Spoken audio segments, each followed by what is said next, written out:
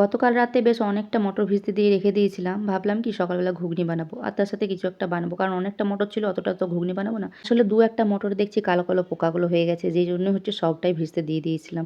তবে কখন কি আবহাওয়া বদলে যায় বলা যায় না, জানো তো?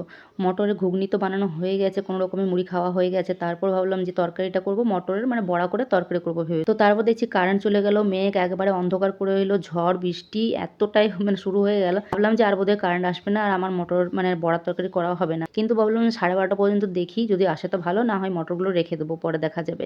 কিন্তু দেখছি এখন কারেন্টটা আসলো, যে কারণে মটরগুলো দেখো পেস্ট করেছি। আর এই যে বড়া ভাজতে বসিয়ে দিয়েছি। আর ওইদিকে হালকা, হালকা গুঁড়ি, গুঁড়ি কিন্তু বৃষ্টি এখনো চলছে। বেশ ভালো ওয়েদারটা আজকে, একদম ঠান্ডা, ঠান্ডা হয়ে গেছে। মানে এতটাই গরম লাগছিল, বেশ ভালো লাগলো আজকে।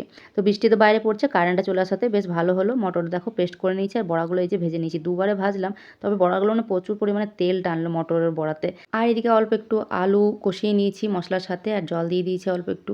আর এখন দেখো ঝোলটা ফুটে আসতে আর কি বড়াগুলো দিয়ে দিলাম। তো তোমরা কি কোনোদিন মটরের বড়ার ঝোল করেছো আলু দিয়ে? তো অবশ্যই একবার করে দেখো, ভালো হয়েছিল কিন্তু খেতে। তো চলো বন্ধুরা, আজকের মতো আসি, টাটা।